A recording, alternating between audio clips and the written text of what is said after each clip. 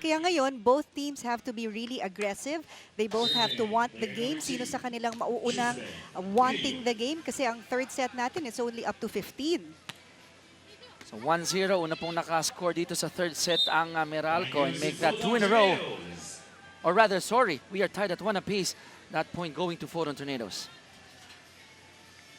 Mabilis lang to. Alam mo, match-up sila eh. Match-up itong Meralco at saka Foton Tornadoes. Here we go. Meralco with Jusabel doing a soft touch there. Balik sa kanilang bola. However, she was too eager to hit that ball, go over the net. Pero sa kanyang pagmamadali, ayun, error for Meralco. Yeah, ang ganda ng hustle ng Foton Tornadoes at that time. Talagang gusto nilang ma-maintain ang pagkabuhay ng bola. Too bad lang nagkaroon ng mistake on the part of Meralco. Meralco going to the back. It's in. That's a good hit coming from Jem Gutierrez. And we are tied at 2 apiece. At medyo pumapatak ang ulan. Pumapatak ang ulan. Di naman tayo kumanta. 2-all. But the crowd is still here. As mentioned, mga kaibigan, may mga tents available dito. Right. Rain or shine. Tuloy ang aming laban dito. Tornadoes on the attack. Patty with a hit. Jusabel with a save. And that ball will go back to the Foton Tornadoes. Fiola will set. Patty will go for the hit to the back. And that one is out. That hit from Patty was just a little bit too strong. Missed the line by a few inches. So tuloy pa rin ho ang laro natin kahit na medyo umuulan siya. At lamang ang Meralco po, 3-2. Again, yung mga ganito, beneficial sa mga malalaro pero naku-cool down sila. Yeah. But really, if a raindrop hits yung mata mo at while you're on the attack, that's going to be a disadvantage too. That's right. 3-all is our score. Player number 1, Fiola Ceballos. Meralco on the attack, and that ball, although it went to the other side, outside po yan. So that's a point for Foton Tornadoes. They're up by 1-4-3. Yes, medyo wide lang yung pagkatira ng Meralco. That's why the ball went out. Serving, Fiola Ceballos. Fiola with a serve, and the rain is getting stronger here at Sands by the Bay. Action continues. Still a 1-point lead here for the Foton Tornadoes.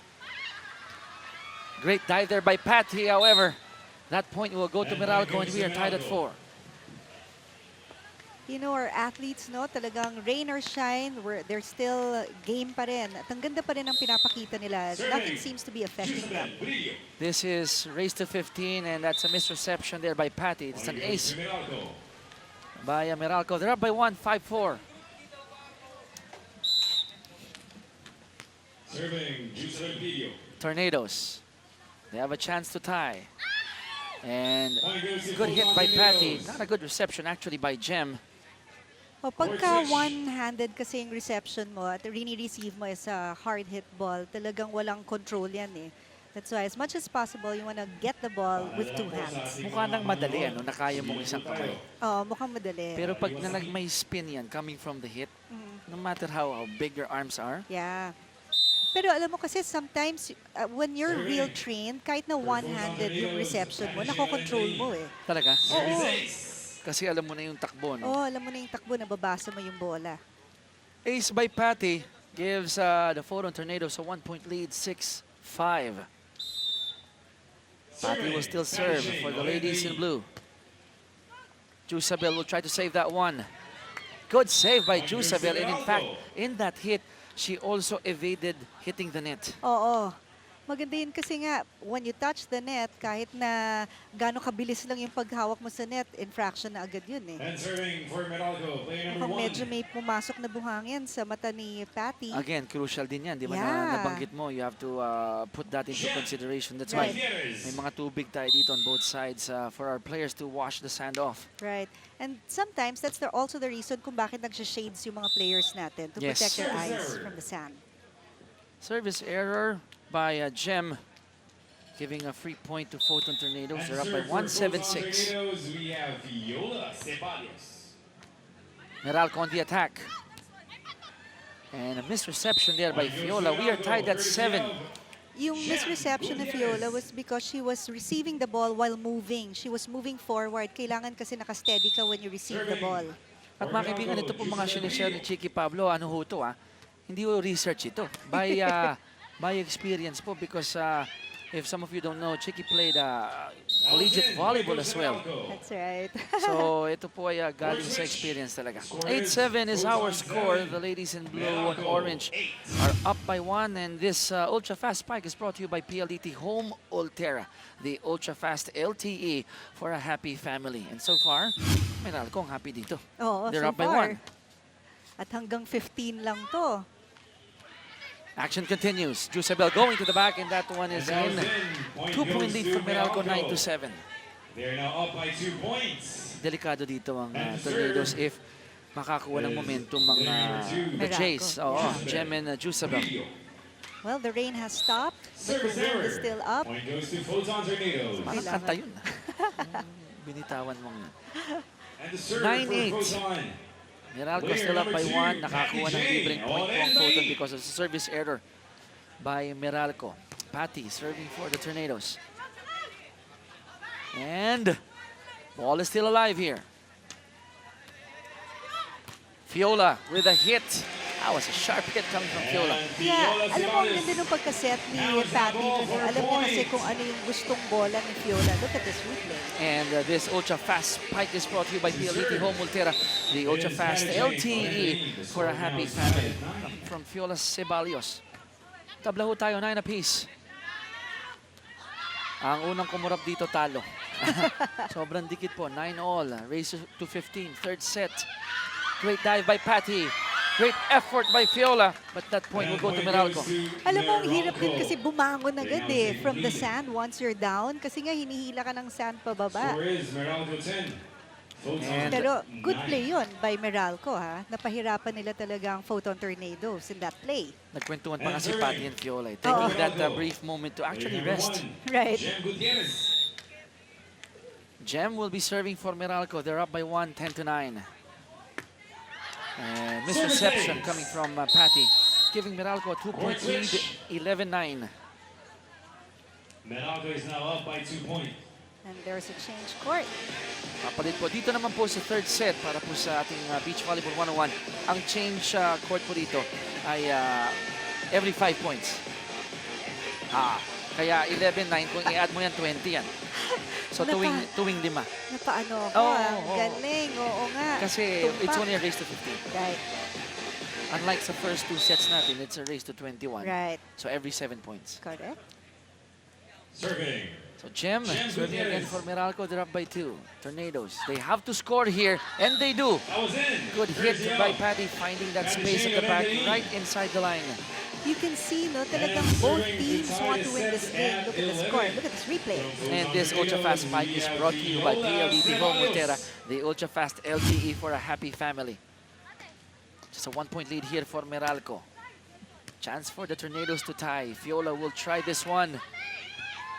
Oh, great effort there by Jusabel, but we are tied at 11. Grabe tong game na to. Ngayon, 11-all. Talagang walang gustong matalo sa both teams. Hula ko dito, may good chance of an extended set here. Yeah. Service ace again by Fiola. But they have, Meralco has to prepare because whenever Fiola serves the ball, talaga namang it gets a point. And it's a close game. Actually, ang Foton Tornadoes po mga kaibigan, nakakuha na ng kalamangan dito sa third set, 12-11. Let's see if they'll bring it up to 2. Hindi, balik ang bola sa Meralco. Jem will go to the back. And that's a miss hit coming from Fiola. And we are tied at 12. You know, I thought si Fiola parang nung she was gonna try and get that ball, biglang a second later, she changed her mind Kaya hindi niya masyadong in-extend yung arm niya. Napaisip siya na, teka, outside to, kaya lang it hit her hand. Ito na, crunch time.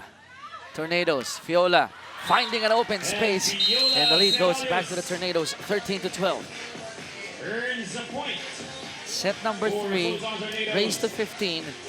And the Foton Tornadoes are 2 points away. Yes, and now talagang mindset will play a big factor here.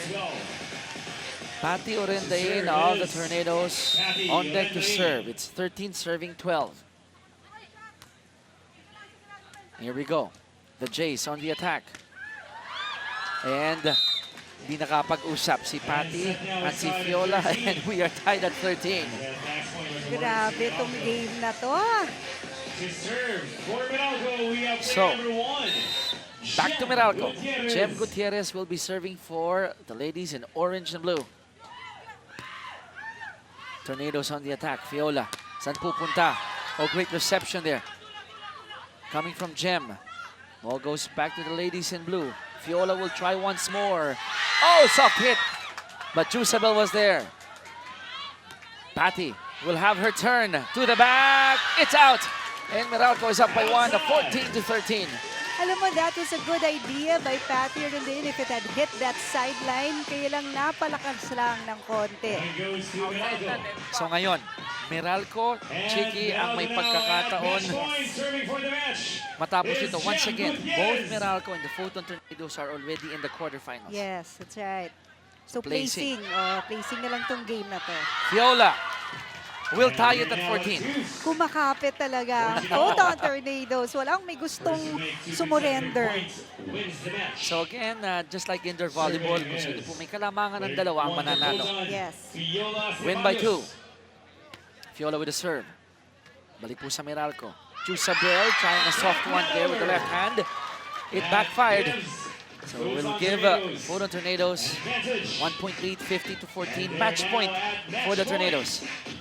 That was a show of a bit of frustration in the face of Jusa, di ba? Kasi that was a good idea na mag-soft touch siya. If it had landed right near the net, it would have been really difficult for Foton to get that ball. Kahit man lang sa ibabaw, ano? Oo. Will Meralco tie this one? Yes, they do. 15-all is our score. Back at 2, score switch. Laki ng smile mo dyan, Ang Chiki. ganda ng labanan na to. Parang in the history of Philippine SuperLiga's beach volleyball, umabot tayo sa third set na 15-all. Hindi pa tapos. Mantakin nyo, first set po 21-14, pabor sa Foton. Second set 21-15, nakuha ng Meralco. And now we are tied at 15 in set number 3. Patty, free ball. Jusabel running after that second ball. Back to the Foton Tornadoes. Fiola will go to the back, and that's a contrapelo attack there by Fiola. That was a good hit by Fiola. Nakita niya both team players of Meralco went near the net. I think one was going to block. Look at this replay. And this ultra-fast spike is brought to you by PLD Team Home Terra, the ultra-fast LTE for a happy family. 16-15, Foton up by 1. Can Meralco tie it again? Back to Meralco. Jem joust at the net. And Fiola will end it with a score of 17-15. Foton Tornadoes getting the #1 spot in Pool C.